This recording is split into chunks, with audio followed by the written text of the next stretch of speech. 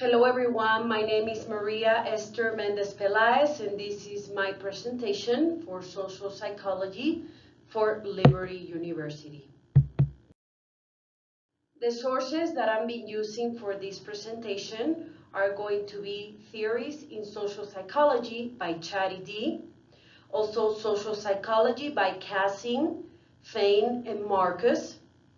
And finally, I'm going to be using why seemingly trivial events sometimes evoke strong emotional reactions, the role of social exchange rule violations by the Journal of Social Psychology by Mark, Larry Kate, Divos Katrina, Joman Sereno, and Swan Duan Fernandez. The topics for this presentation are going to be relationships, mate selections, equity theory, help to others, the empathy altruism hypothesis, and the bystander effect. Relationships. All the content that we have been reading and seeing this week has to do with relationships because everybody has the need to belong and everybody likes to help others to some extent. The need to belong. All over the world, both women and men, they need to belong. This is a powerful human motive. And loneliness is a feeling of deprivation about existing social relations. One time, one of my professors for psychology, he told me, Maria Esther, loneliness is good when you choose it, but not when you have to live it. Nowadays with social media, everybody has a lot of friends. We see people that has 1,000 friends, 1,000,000 friends, 300 friends. But are those real friends? Is these people having relationship with these friends? How lonely are they? Relationships, for every relationship, a love relationship, a relationship with a co-worker, any type of relationship, first we have a first impression. Affiliation is a necessary first step in the formation of a social relationship, also the proximity and the mere exposure effect. Physical attractiveness has to do a lot with the relationships, especially the first impressions, and also beauty. It has been proven that beauty is helping people with first impression and relationship, but it can also be not helping them that much. Mate selections. Female selection when looking for a partner, it's completely different from male selection. Female selection, the women are highly selective because they are biological limited in the number of children they can bear and raise in a lifetime. Women, on the other side, also are attracted to men who are older and financially secure, or at least if they're not financially secure yet, they should have an ambition, they must be intelligent, show any type of stability and other traits predictive for the future success, and for per se, we want to feel safe. Now, male are completely different. Men can father an unlimited number of children and they can ensure their reproductive success by inseminating many women. Also, opposite to women, men seek out women who are young and physically attractive. Also, men favor chastity, pursuing women that they think that will be sexually faithful to them rather than promiscuous. Now, if we look at the equity theory, this provides a special version of how social exchange operates in interpersonal interaction. This is an unequal relationship. The balance is disturbed, both over benefit and under benefit, and are unstable and often unhappy states. And we see it a lot of times. It can be in our own relationship with our partners, or we see it in some friends that when someone gives too much and the other one gets everything, or when someone don't get anything and the other one gets everything, we're never going to find happiness in this type of relationship. Either the one that over benefits or the ones that under benefits, both of them never going to be happy in that type of relationship. Now, there's so many different type of relationships. The first one is the one that I call, I give you an apple, you give me an apple back. I see these relationships so much in corporate, in business. I see it a lot in my work, in my industry. Exchange relationships are relationships in which the participants expect and desire a strict reciprocity in their interactions.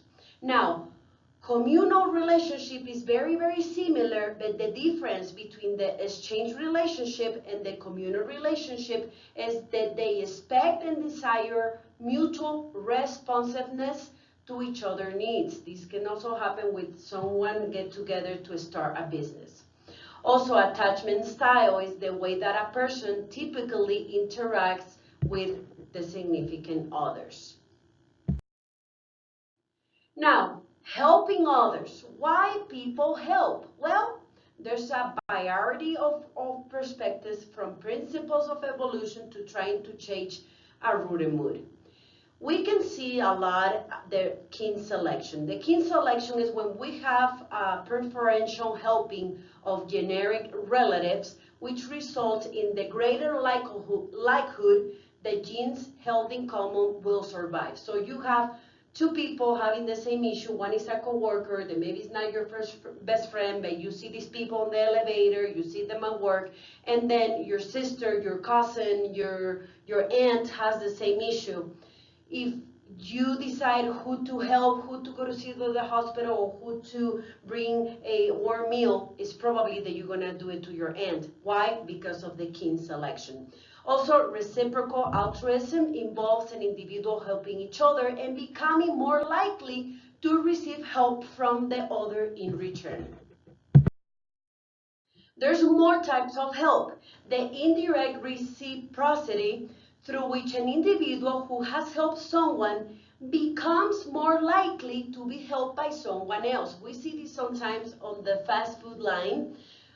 You pay the lunch for the person behind you, and the person behind you, once that they find out that you pay their lunch, they're going to pay the lunch to the person behind them. I experienced that several times, and it's such a good feeling.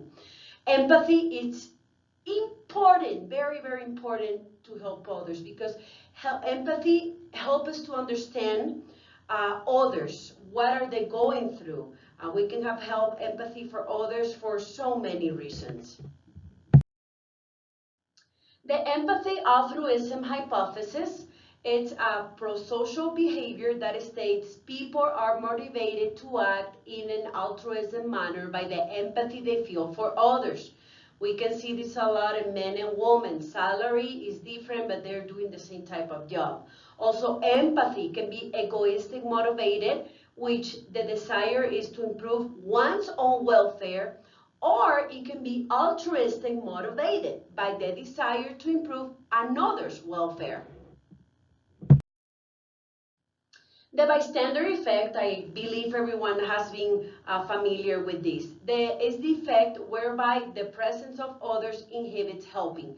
So basically what the bystander effect does is the greater the number of bystanders, the less likely is that anyone is gonna jump and help somebody, as we see in this picture. And this is happening also a lot on social media, with a lot of young adults receiving bullying and a lot of people taking their.